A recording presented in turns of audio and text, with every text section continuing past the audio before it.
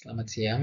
Kali ini saya akan presentasikan dan menjelaskan studi kasus dari materi dinamika perubahan dan inovasi ya. Jadi ini saya ambil studi kasusnya itu dari tempat saya bekerja, itu saya sebagai analis kimia di PT Expam Jaya Cikarang. Yang pertama itu kita akan membahas tentang kekuatan pendorong perubahan, force for change. Bagi kita di laboratorium itu perubahan itu terjadi bukan tanpa sebab. Ada dua kekuatan yang dapat memaksa kita untuk terus beradaptasi. Yang pertama itu ada kekuatan eksternal.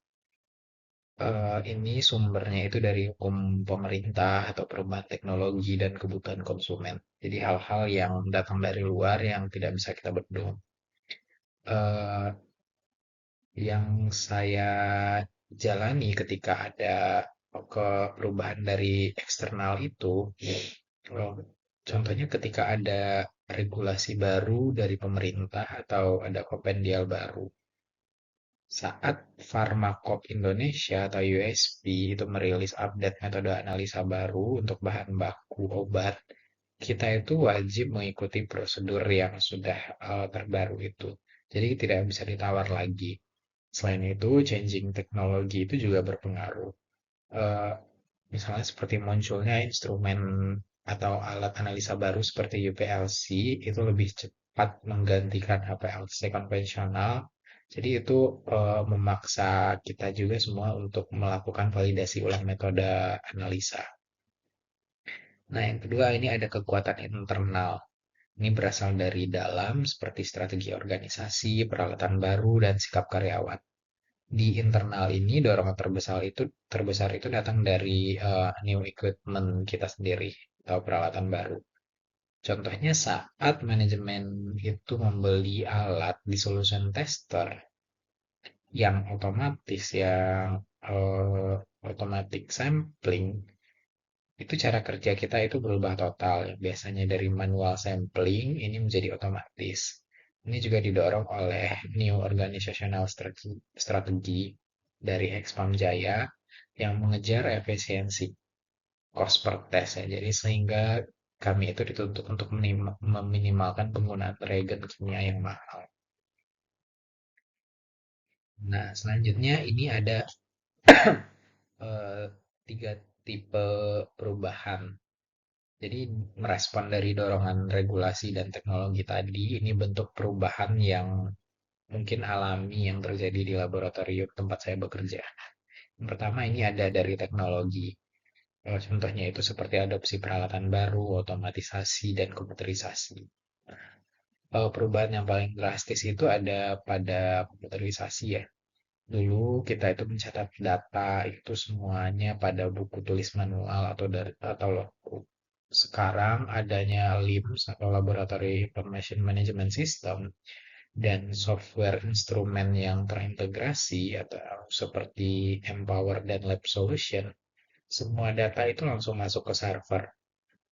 Ini juga mencakup automation di mana injeksi sampel yang dulunya menggunakan HPLC yang mengharuskan menginjeksi sampel manual, sekarang menggunakan HPLC yang auto sampler.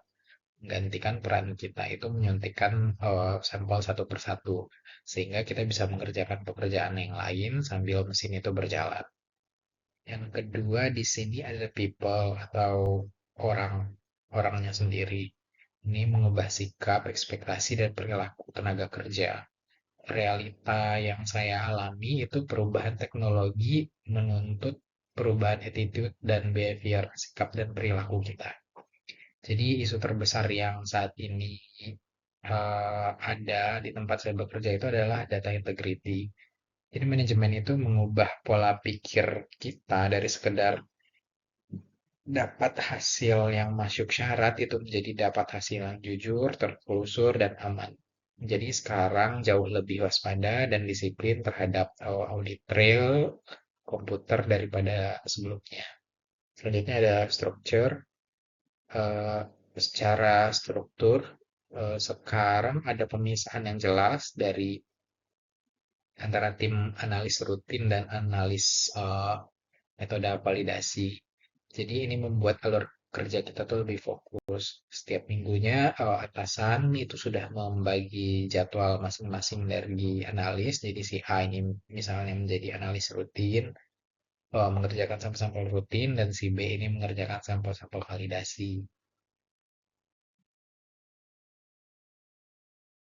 Ini variabel stimulasi inovasi. Di tengah ketatnya aturan, apakah analis itu bisa berinovasi? Jawabannya bisa.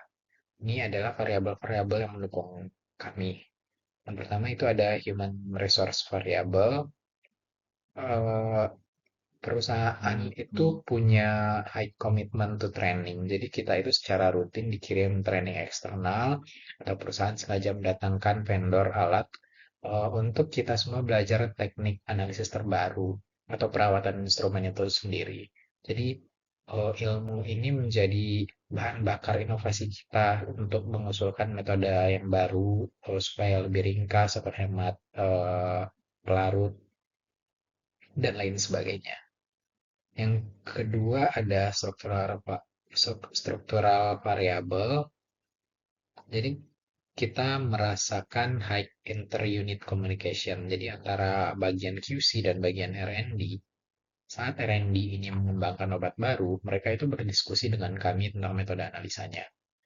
Masukan kami itu didengar agar metode yang digunakan nanti itu tetap robust dan saat dipakai di QC itu dapat sama hasilnya dengan yang sudah diuji di R&D sebelumnya. Jadi dukungan abu dan resource itu berupa penyediaan alat dan bahan seperti kolom kromatografi dan juga standar baku pembanding yang lengkap. Ini juga memudahkan kita melakukan trial and error pada perbaikan metode analisa. Terakhir ada cultural variable. Ini tuh fokus pada hasil akhir dan umpan balik positif. Budaya fokus on ends yang sangat relevan. Itu tuh manajemen itu tidak terlalu mendikte cara kita bekerja menyusun jadwal harian. Asalkan target rilis batch itu tercapai tepat waktu dan komplain yang terjaga.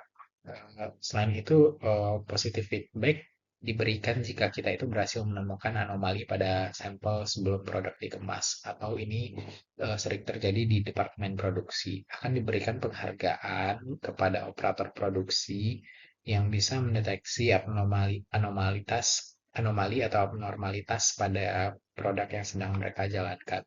Mereka akan mendapat penghargaan yang namanya itu Quality Heroes. Dan ini ada setiap bulannya dipilih operator produksi itu. Kesimpulannya bagi seorang analis kimia seperti saya di tempat saya bekerja ini di Expam Jaya, perubahan itu tuh tentang upgrade standar kualitas.